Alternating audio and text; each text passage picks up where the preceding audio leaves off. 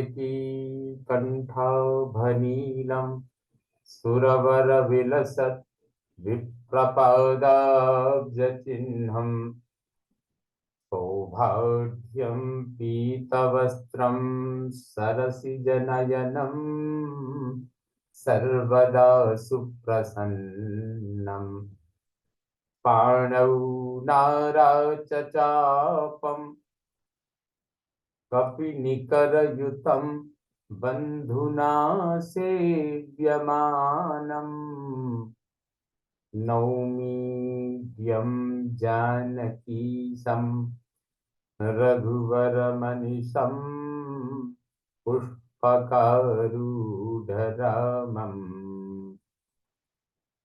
कोसलेन्द्रपदकञ्जमञ्जुलौ कोमलावजमहेशवन्दितौ जानकी करसरोजलालितौ चिन्तकस्य मनभृङ्गसङ्गिनौ कुन्द इन्दुदर गौरसुन्दरम् अम्बिकापतिमभीष्ट सिद्धिदम् कारुणिककलकञ्जलोचनम् नौमि शङ्करमनङ्गमोचनम्। भवतां समेषां श्रीमद् वाल्मीकि रामायण पारायणोपक्रमे हार्दं स्वागतम् अभिनन्दनं च। इदानीम् उत्तरकाण्डस्य 9वां सर्गः आरभ्यते। इस सर्ग में रावण आदि का जन्म और उनका तप के लिए गोकर्ण आश्रम में जाना, यह सब महर्षि वाल्मीकि जी के द्वारा वर्णित है। कस्यचित् त्वथ कालस्य सुमाली नाम राक्षसः रसातलान्मर्त्यलोकं सर्वं वै विचचारः नीलजीमूतसङ्कासस्तप्तकाञ्चनकुण्डलः कन्यां दुहितरं गृह्य विना पद्ममिव श्रियम्। कुछ काल के पश्चात नील मेघ के समान श्याम वर्ण वाला राक्षस सुमाली तपाए हुए सोने के कुंडलों से अलंकृत हो अपनी सुंदरी कन्या को, जो बिना कमल की लक्ष्मी के समान जान पड़ती थी, साथ ले रसातल से निकला और सारे मर्त्यलोक में विचरने लगा। राक्षसेन्द्रः सतु तदा विचरन् वै महीतले तदा पश्यत् स गच्छन्तं पुष्पकेन धनेश्वरम् गच्छन्तं पितरं द्रष्टुं पुलस्त्य तनयं विभुम् तं दृष्ट्वा मरसङ्कासं गच्छन्तं पावकोपमम् रसतलं प्रविष्टः सन् मर्त्यलोकात् सविस्मयः। उस समय भूतल पर विचरते हुए उस राक्षस राज ने अग्नि के समान तेजस्वी तथा देवतुल्य शोभा धारण करने वाले धनेश्वर कुबेर को देखा, जो पुष्पक विमान द्वारा अपने पिता पुलस्त्यनंदन विश्रवा का दर्शन करने के लिए जा रहे थे। उन्हें देखकर वह अत्यंत विस्मित हो मर्त्यलोक से रसातल में प्रविष्ट हुआ। इत्येवं चिन्तयामास राक्षसानां महीपतिः किं कृत्वा श्रेय इत्येवम् वर्धेमहि कथम वयम। सुमाली बड़ा बुद्धिमान था। वह सोचने लगा, क्या करने से हम राक्षसों का भला होगा, कैसे हम लोग उन्नति कर सकेंगे। यह चिंतन करने लगा। अथ ब्रवीत सुतां रक्षः कैकसीं नाम नामतः पुत्री प्रदान कालोऽयं यौवनं व्यतिवर्तते प्रत्याख्यानाच्च भीतैस्त्वं न वरैः प्रतिगृह्यसे। ऐसा विचार कर उस राक्षस ने अपनी पुत्री से, जिसका नाम कैकसी था, कहा, बेटी, अब तुम्हारे विवाह के योग्य समय आ गया है, क्योंकि इस समय तुम्हारी युवावस्था बीत रही है। तुम कहीं इनकार न कर दो, इसी भय से श्रेष्ठ वर तुम्हारा वर्ण नहीं कर रहे हैं। त्वत्कृते च वयं सर्वे यंत्रिता धर्म बुद्धयः त्वं हि सर्वगुणोपेता श्री साक्षादिव पुत्रिके। पुत्री, तुम्हें विशिष्ट वर की प्राप्ति हो, इसके लिए हम लोगों ने बहुत प्रयास किया है। तुम तो साक्षात लक्ष्मी के समान सर्वगुण संपन्न हो, अतः तुम्हारा वर भी सर्वथा तुम्हारे योग्य ही होना चाहिए। कन्या पितृत्वं दुःखं हि सर्वेषां मानकांक्षिणाम् न ज्ञायते च कः कन्यां वरयेदिति कन्यके। बेटी, पुत्री, सम्मान की इच्छा रखने वाले सभी लोगों के लिए कन्या का पिता होना दुख का ही कारण होता है, क्योंकि यह पता नहीं चलता कि कौन और कैसा पुरुष कन्या का वरण करेगा। मातुः कुलम पितृकुलम यत्र चैव च दीयते कुलत्रयं सदा कन्या संशये स्थाप्य तिष्ठति। माता के, पिता के और जहाँ कन्या दी जाती है, उस पति के कुल को भी कन्या सदा संशय में डाले रहती है। सा त्वं मुनिवरं श्रेष्ठं प्रजापति कुलोद्भवम् भज विश्रवसं पुत्री पौलस्त्यं वरय स्वयं। अतः बेटी, तुम प्रजापति के कुल में उत्पन्न श्रेष्ठ गुण संपन्न पुलस्त्यनंदन मुनिवर विश्रवा का स्वयं चलकर पति के रूप में वर्ण करो और उनकी सेवा में रहो। ईदृशास्ते भविष्यन्ति पुत्राः पुत्रिण संशयः तेजसा भास्कर समो तादृशोऽयं धनेश्वरः। पुत्री, ऐसा करने से निस्संदेह तुम्हारे पुत्र भी ऐसे ही होंगे जैसे ये धनेश्वर कुबेर हैं। तुमने भी देखा ही था वे कैसे अपने तेज से सूर्य के समान उद्दीप्त हो रहे थे। सातु तद्वचनं श्रुत्वा कन्यका पितृगौरवात् तत्र गत्वा च सा तस्थौ विस्रवा यत्र तप्यते।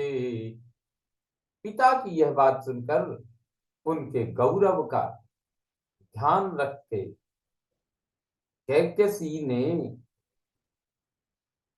उन अपने पिता की उस चर्चा का प्रसंग ध्यान में रखते हुए कैकसी उस स्थान पर गई जहां मुनिवर विश्रवा तप करते थे। वहां जाकर वह एक जगह खड़ी हो गई। एतस्मिन्नन्तरे राम पुलस्त्य तनयो द्विजः अग्निहोत्रमुपातिष्ठत् चतुर्थ इव पावकः।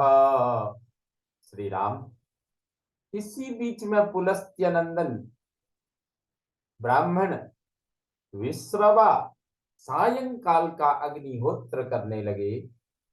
वे तेजस्वी मुनि उस समय 3 अग्नियों के साथ स्वयं भी चतुर्थ अग्नि के समान देदीप्यमान हो रहे थे। अविचिन्त्य तु तां वेलां दारुणां पितृगौरवात् उपसृत्याग्रतस्तस्य चरणाधो मुखी स्थिता। पिता के प्रति गौरव बुद्धि होने के कारण कैकसी ने उस भयंकर वेला का विचार नहीं किया और निकट जा उनके चरणों पर दृष्टि लगाए नीचा मुंह किए वह सामने खड़ी हो गई।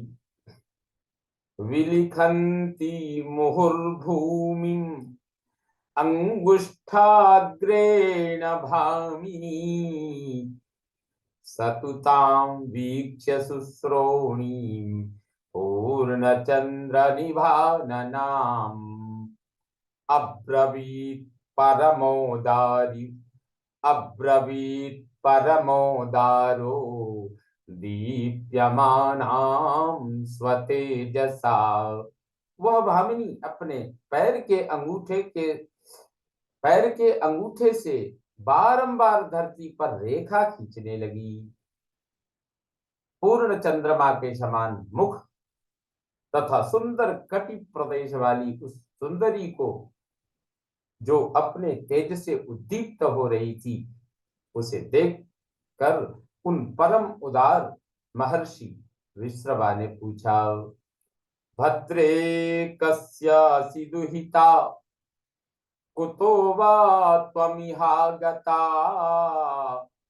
किं कार्यं कस्य वा हेतोस्त्वत्तो ब्रूहि शुभानने।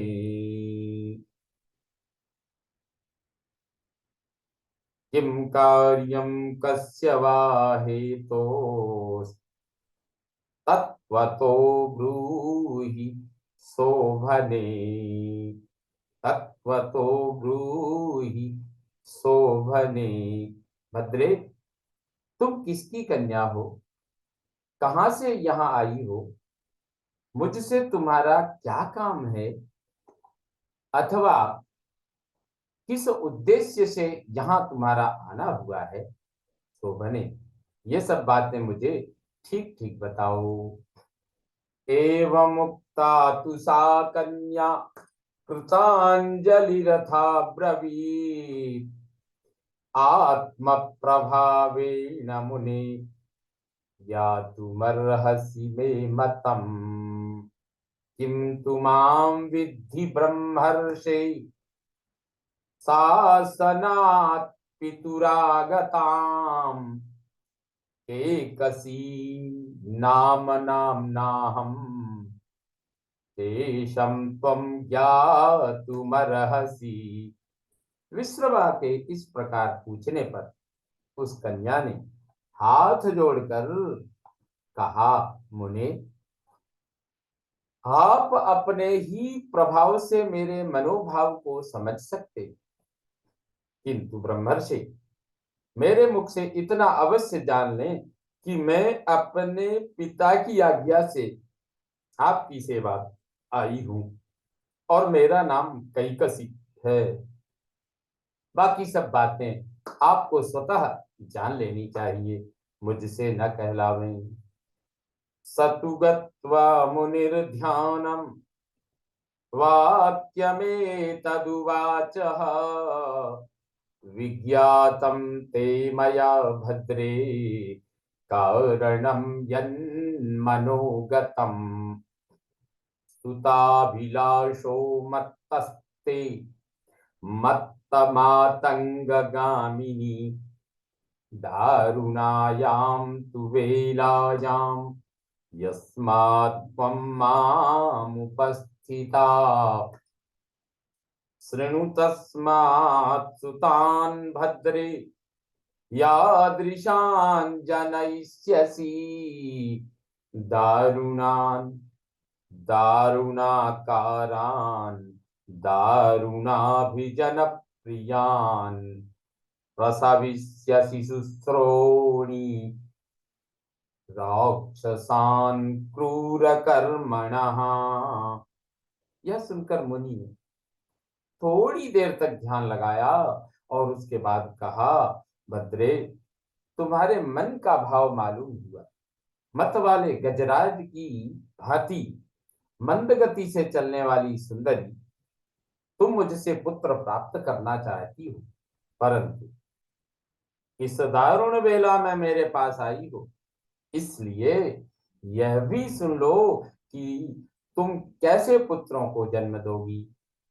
सुश्रोणी, तुम्हारे पुत्र क्रूर स्वभाव वाले और शरीर से भी भयंकर होंगे तथा उनका क्रूर कर्मा राक्षसों के साथ ही प्रेम होगा।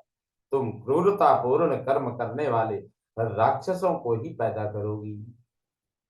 साधु तद वचनम श्रुत्वा प्रणिपत्याब्रवीद्वचः भगवन्नीदृशान् पुत्रान् त्वत्तोऽहं ब्रह्मवादिनः नेच्छामि सुदुराचारान् प्रसादं कर्तुमर्हसि।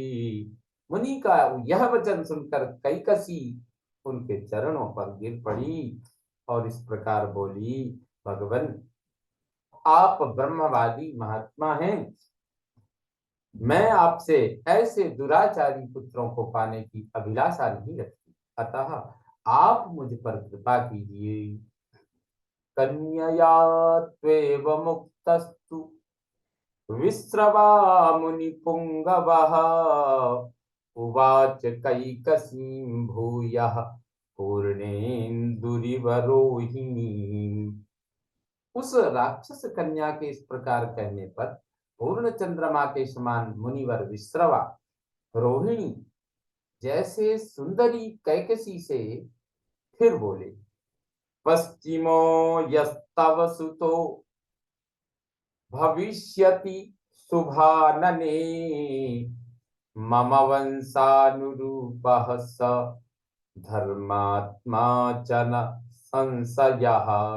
शुभानने, तुम्हारा जो सबसे छोटा एवं अंतिम पुत्र होगा वह मेरे वंश के अनुरूप धर्मात्मा होगा, इसमें संशय नहीं है।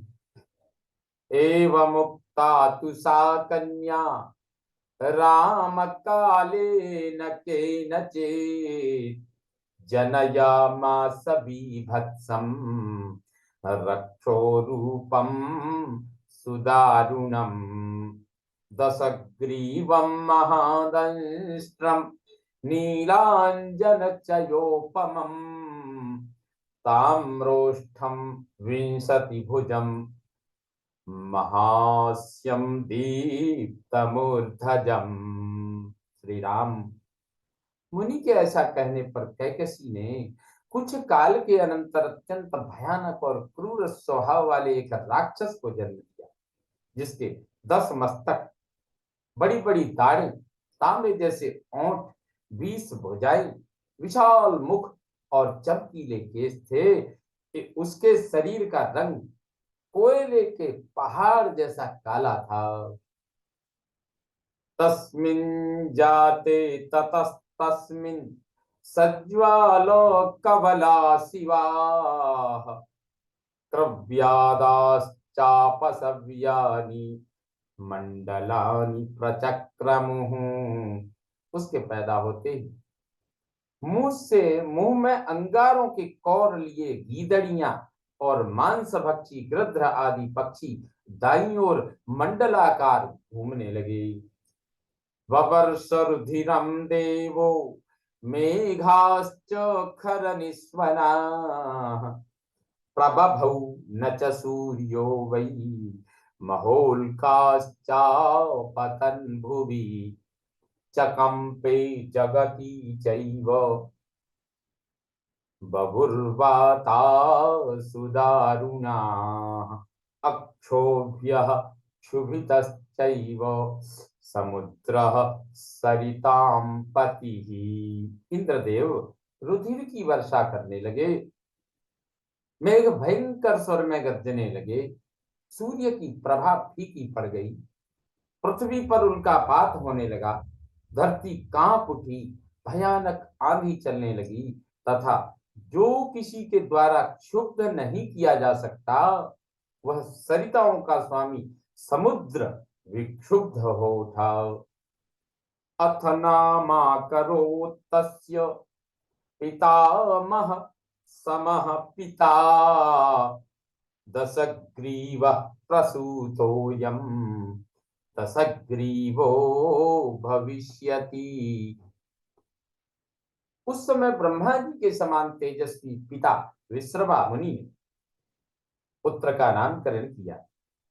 यह दशक ग्रीवाएं लेकर उत्पन्न हुआ है, इसलिए दशक ग्रीव नाम से प्रसिद्ध होगा। तस्य त्वनन्तरं जातः कुंभकर्णो महाबलः प्रमाणात् यस्य विपुलं प्रमाणम नेह विद्यते। उसके बाद महाबली कुंभकर्ण का जन्म हुआ, जिसके शरीर से बड़ा शरीर इस जगत में दूसरे किसी का नहीं है। ततः शूर्पणखा नाम संयज्ञे विकृतानना विभीषणश्च धर्मात्मा कैकस्याः पश्चिमः सुतः। इसके बाद विकराल मुख वाली शूर्पणखा उत्पन्न हुई।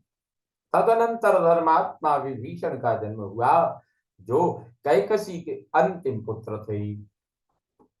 तस्मिन् जाते महासत्त्वे पुष्पवर्ष पपातः नभस्थाने दुन्दुभयो नभस्थाने दुन्दुभयो देवानां प्राणदंस्तथा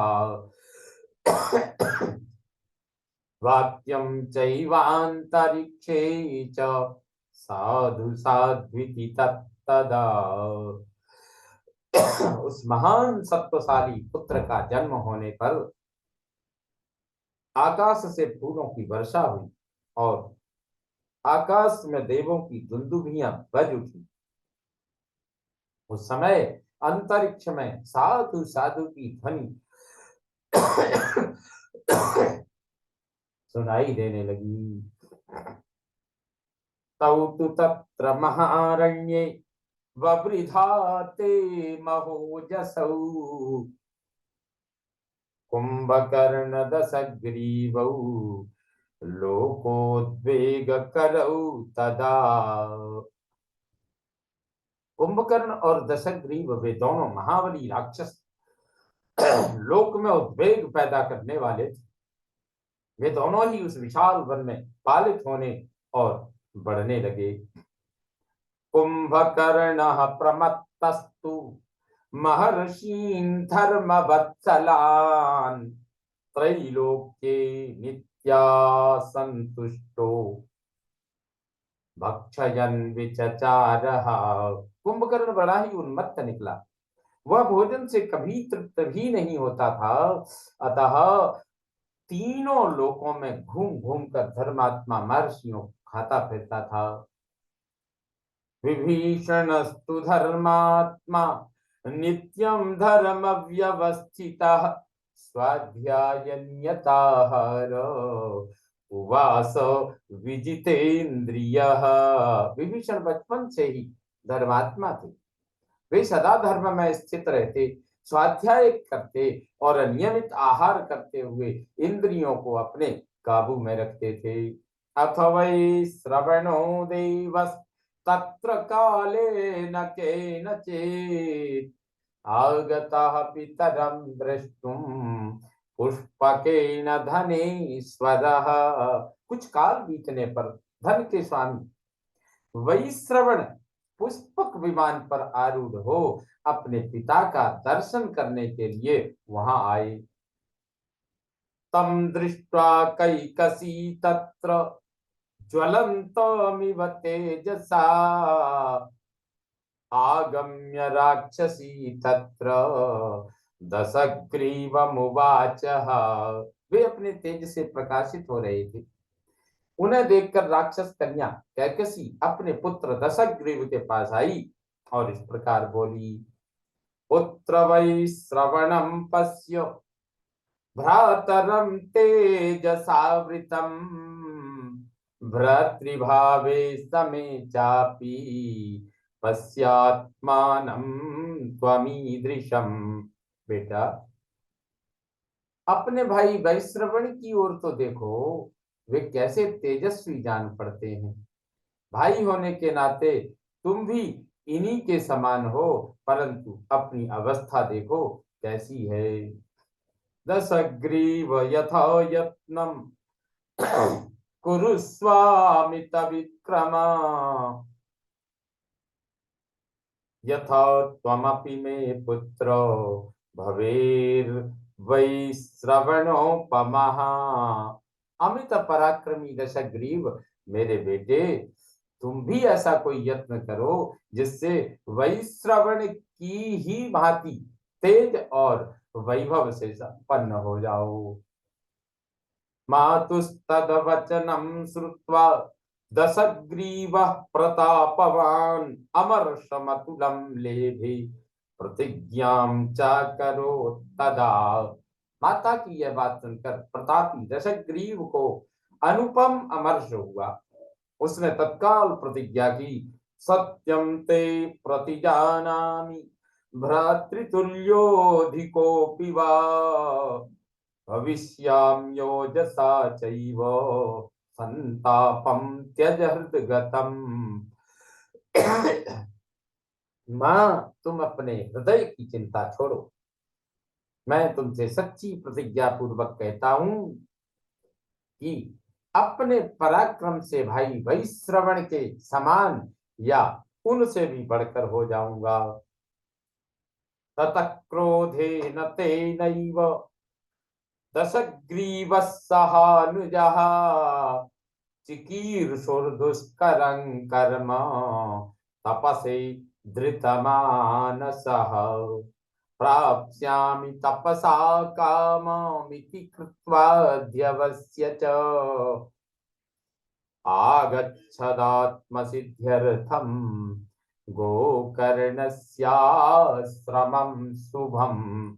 तदनंतर उसी क्रोध के आवेश में भाइयों सहित दशग्रीव ने दुष्कर कर्म की इच्छा मन में लेकर सोचा, मैं तपस्या से ही अपना मनोरथ पूर्ण कर सकूंगा।